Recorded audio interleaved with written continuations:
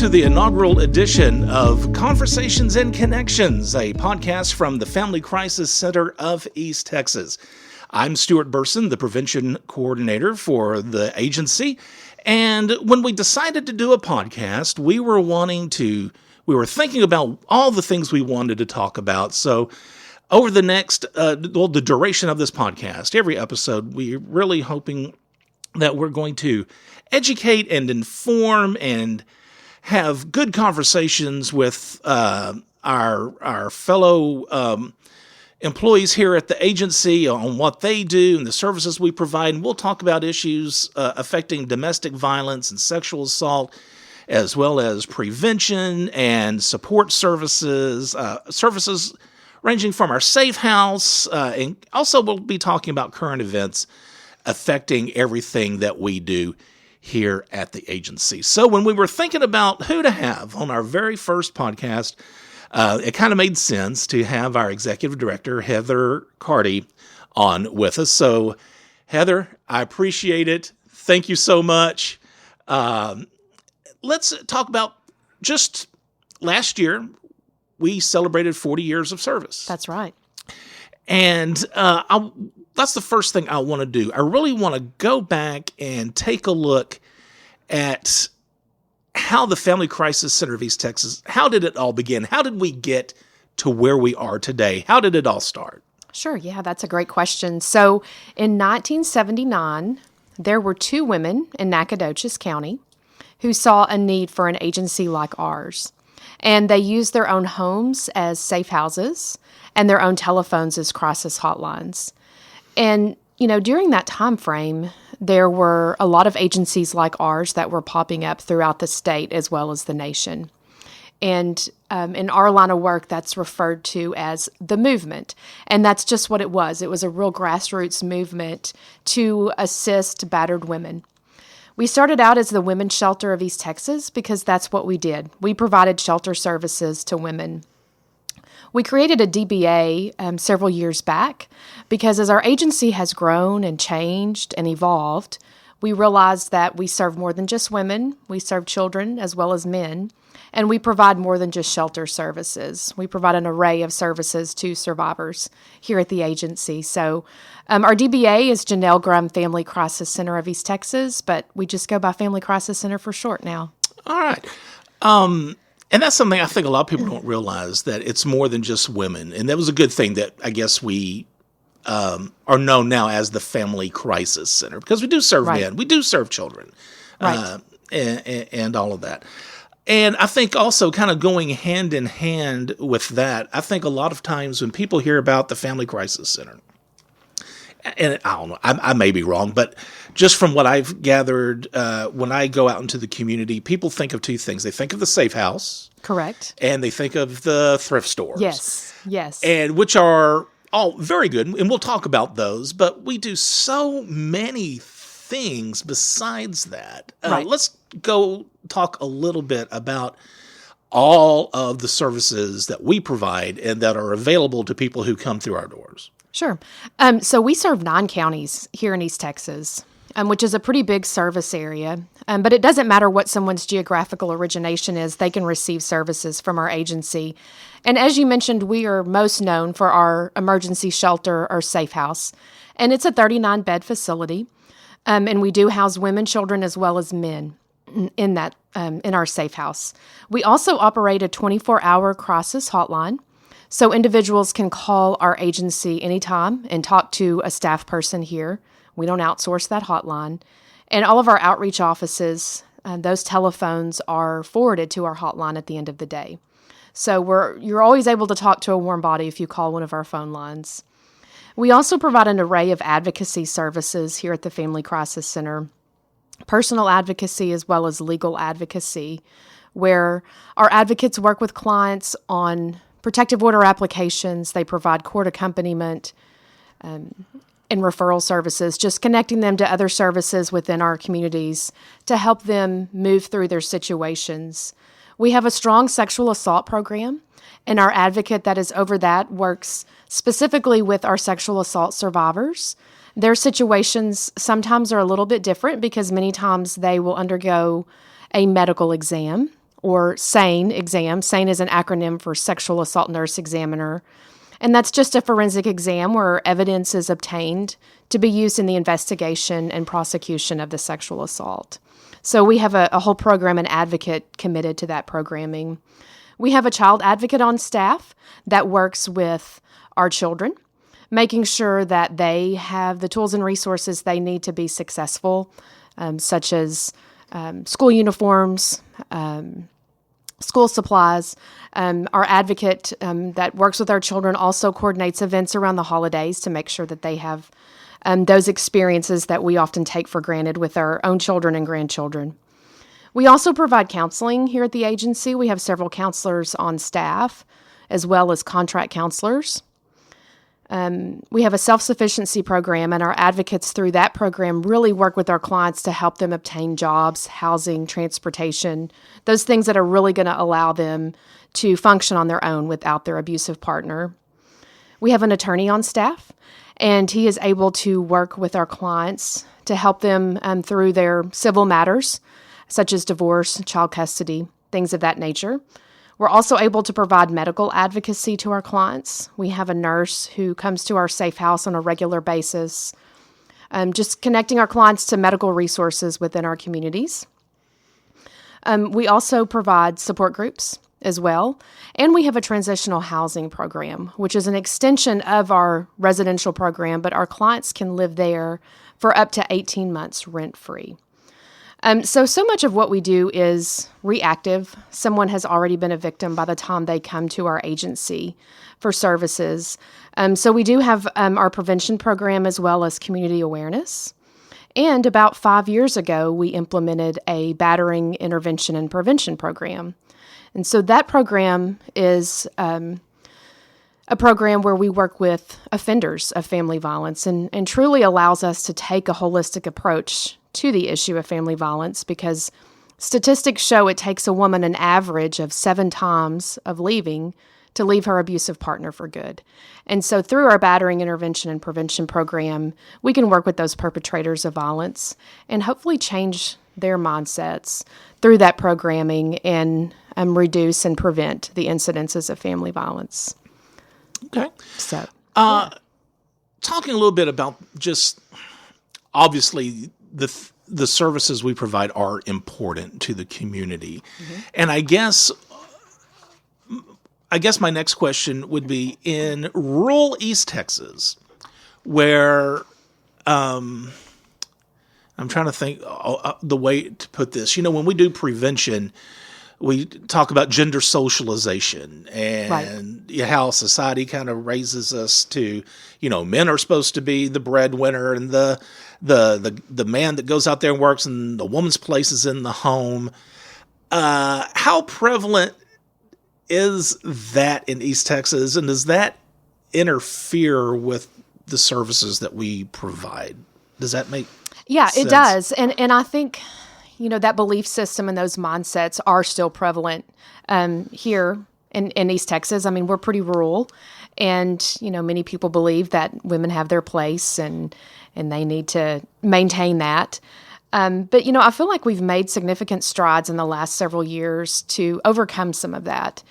Some of that's through our community education and public awareness, where people actually get to meet staff that work from the Family Crisis Center and maybe even some of the clients and people that we've helped, and know that, we're not just a bunch of man haters up here, which I've had someone tell me that actually before, y'all are just a bunch of man haters.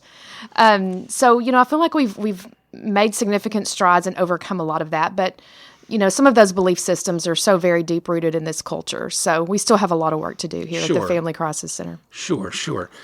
How long have you been with the agency? A little over 9 years. So 9 years ago, when you first started, compared to now. Sure. How have attitudes, and I guess it kind of goes hand in hand with the last thing we talked about. attitudes about domestic violence and sexual assault, how have they changed over the years in regards to media coverage and social media Right. and everything? What changes have you seen? Oh, it's been significant in the 9+ years that I've worked here for the agency. You see so much more in the news and on social media about family violence and sexual assault. You see stories about celebrities, professional athletes, and others that are victims of those crimes, as well as perpetrators of those crimes. So I feel like, people are more willing to talk about their experiences. In 2017, when Alyssa Milano started the Me Too movement or posted, hashtag Me Too, anyone Right. who's been sexually harassed or sexually assaulted, post hashtag Me Too. I mean, that was huge. And I think that gave survivors that little bit of confidence they needed to come forward and say, yes, I've been a victim and I don't want this to happen to others. There's been a lot of documentaries that have come out as well on the topic. So I think it's all a good thing just to educate the general public that these things do happen and that it's prevalent. Sure.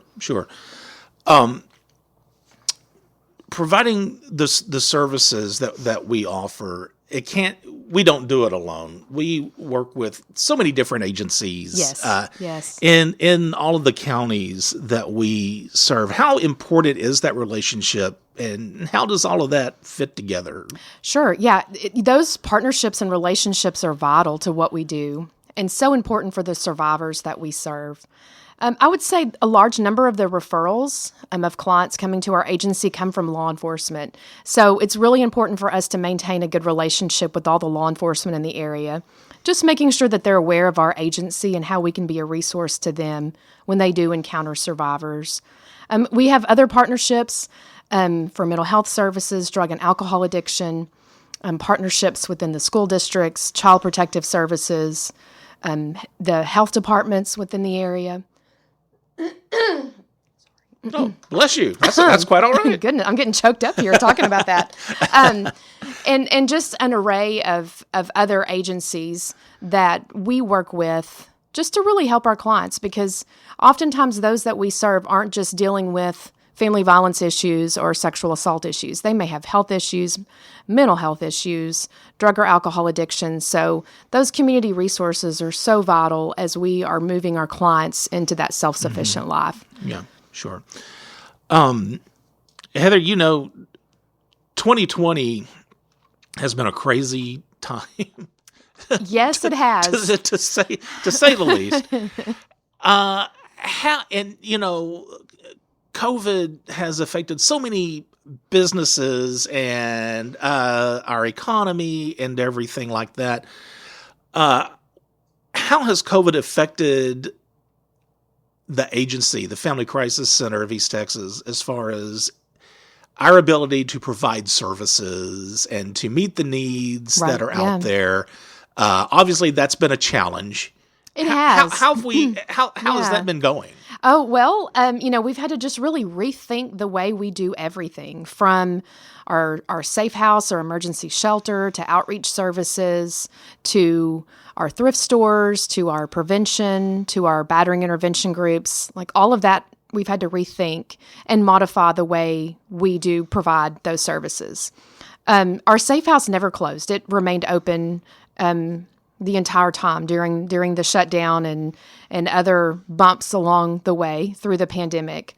But we've just had to figure out how to do things differently. Of course, we're social distancing. We're wearing our mask. We have the plexiglass barriers put in place in our outreach offices as well as our safe house to protect staff and clients. And we also have those in our thrift stores. We've put in hand washing stations in our stores. We're doing the health screenings. Both our staff are screening themselves daily. We're screening clients as they come in to receive services as well. Just the same things that everyone else is doing.